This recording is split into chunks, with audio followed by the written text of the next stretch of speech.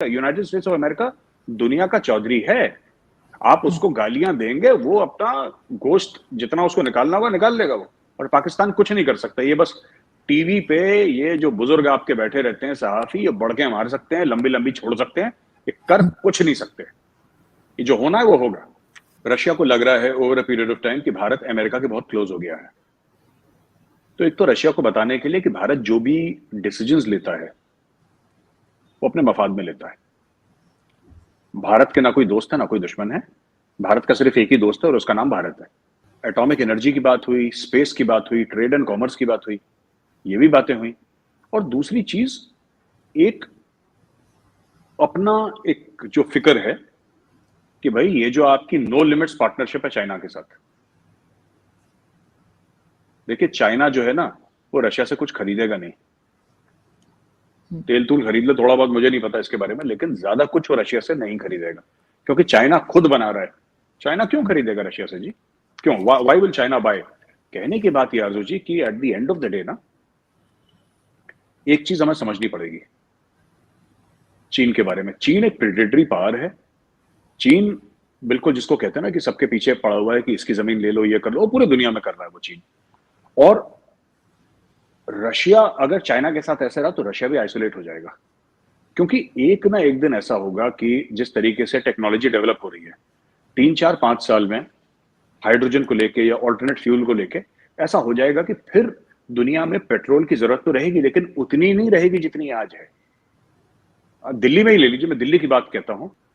20% of the vehicle sold in Delhi were electrical vehicles.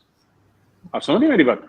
20%, मतलब हर पांच में एक, हर पांच में एक। 2 साल के बाद ये 40% हो जाएंगे, जिस तरीके से मोदी गवर्नमेंट उनको पुश कर रही है। और ये सिर्फ दिल्ली का मैं एग्जांपल दे रहा हूं, हर शहर में ऐसा हो रहा है। जैसे जैसे चार्जिंग का इंफ्रास्ट्रक्चर बढ़ रहा है, आपको पेट्रोल और भी चीजों के लिए चाहिए, बट प्राइमरीली जो आम आदमी को किससे फर्क पड़ता है? आम आदमी को उससे फर्क पड़ता है ना कि भाई पेट्रोल के दाम बढ़ गए, डीजल के दाम बढ़ गए, उसको अपनी गाड़ी में डालना है, अपनी स्कूटी में डालना है, अपनी मोटरसाइकिल में डालना है, इसलिए आम आदमी को। तो ये जो है बहुत ज्यादा हो रहा है। तो ये तेल के ऊपर या गैस के ऊपर या कोयले के ऊपर गुंडागर्दी, मुझे लगता है ये 5 से लेकर 10 साल की है।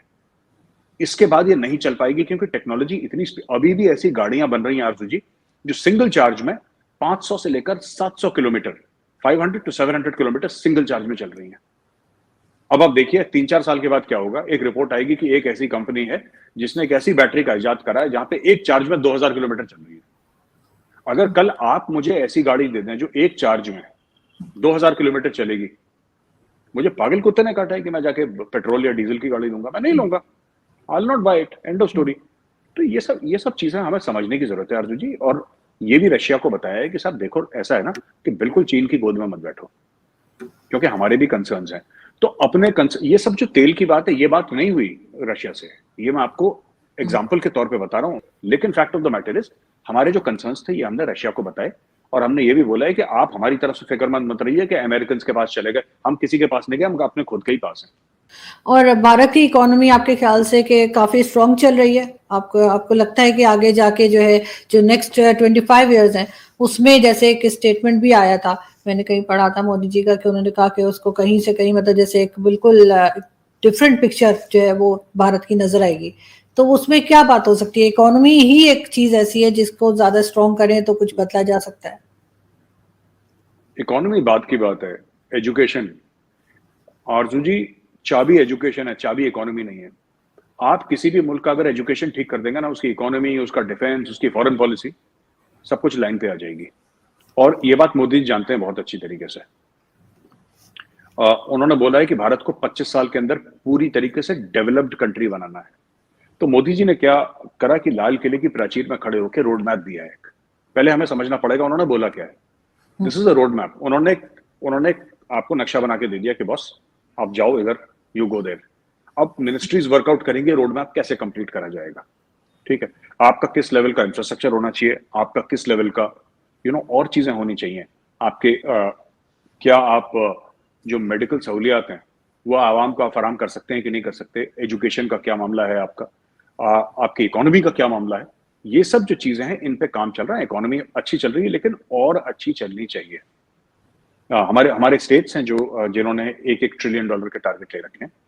यूपी ने ले रखा है, महाराष्ट्र का मामला है जो they will take. In fact Bombay का ही करीब 300 साढ़े 300 400 अरब डॉलर का बॉम्बे का ही जीडीपी है, सिर्फ बॉम्बे शहर का। तो ये सब हमारे 2-3 स्टेट्स हैं which are very capable of being trillion dollar states. तो आरजू जी ये करेंगे और इस तरीके से इकोनॉमी बनेगी। जय हिंद। तो दोस्तों वीडियो को पूरा लास्ट तक देखने से पहले आप लोगों से एक छोटी सी गुजारिश है, अगर अभी तक आप लोगों ने अपने चैनल को लाइक एंड सब्सक्राइब नहीं किया प्लीज लाइक एंड सब्सक्राइब कर लेना, साथ ही बेल आइकन को ऑल पे कर लेना। इंडिया की चलिए 5 ट्रिलियन की और 15 ट्रिलियन की भी बनेगी गॉड विलिंग, और ये सब होगा। तो इसके पीछे बेसिकली क्या हुआ ना कि मोदी जी ने जब लाल किले से बोला, मैं कई बार लोगों, मेरे पाकिस्तानी दोस्त ने बोला भी कि मोदी जी ने जो मैंने बोला बात नहीं बोली। मैंने prime minister of India speaks from red fort, वो गवर्नमेंट की पॉलिसी बयान कर रहे होते हैं, वो अपनी राय नहीं देते। वो एक प्राइवेट राय नहीं है कि ड्राइंग रूम में बैठे मैंने आपको एक स्टोरी सुना दी कि आरजू जी अच्छा इंडिया की इकोनॉमी ऐसी चलेगी ना, नहीं। This is policy of the government of India. जो गवर्नमेंट ऑफ इंडिया की पॉलिसी है उसको बयान करा है। यानी कि इंडिया जब 100 साल की आजादी हो जाएगी भारत की, when India completes 100 years of independence, India should be a fully developed country, like any country in Europe, like America, like any other country. Development मतलब ये नहीं कि आप सबसे बड़े सुपर पावर होंगे दुनिया में, या सबसे ज्यादा आपकी मिसाइलें होंगी या न्यूक्लियर बॉम्ब होंगे। That is not development. आपका हर एक बच्चा पढ़ा लिखा होगा, आपका वर्ल्ड क्लास इंफ्रास्ट्रक्चर होगा, सबको access to top class health care होगी, सबकी जो अर्निंग कैपेसिटी है वो एक खास ग्लोबल लेवल पे पहुंच जाएगी, लोगों का एक खास लेवल का इन्वेस्टमेंट आएगा, भारतीय खास लेवल। और अभी जो इंडिया की ग्रोथ है ना, वो थोड़ी सी ऐसी है कि जैसे इंडिया के गौतम अदानी हैं, वो दुनिया के टॉप 10 में आ गए हैं, नंबर 4 या नंबर 5 ऐसे ही हैं गौतम अदानी, बिल गेट्स को पीछे छोड़ दिया। फिर मुकेश अंबानी भी ऐसे हैं। फिर कुछ लोग हैं जो बहुत गरीब हैं, जो दिन में सिर्फ एक बार खाना खाते हैं। ये इसको हमने मैनेज करना है किसी तरीके से ना, कि जो अमीर हैं वो तो अमीर बने ही, लेकिन जो गरीब हैं उनको भी ऊपर लाया जाए। तो इसके लिए कई सारी पॉलिसीज हैं जो सरकार लेकर आ रही है, और मुझे लगता है हो जाएगा। मुझे लगता है 25 साल से पहले हो जाएगा ये, बट मोदी जी ने 25 साल का दिया है, बट मुझे लगता है 25 साल से पहले हो जाएगा।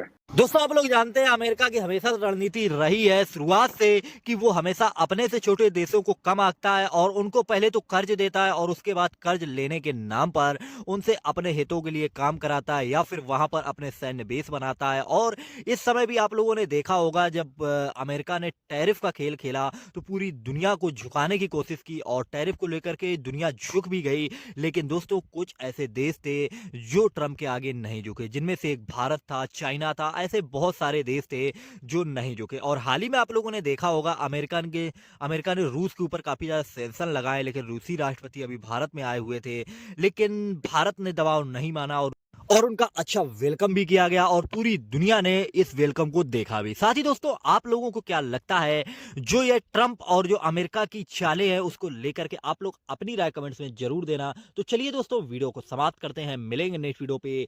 जय हिंद, जय भारत।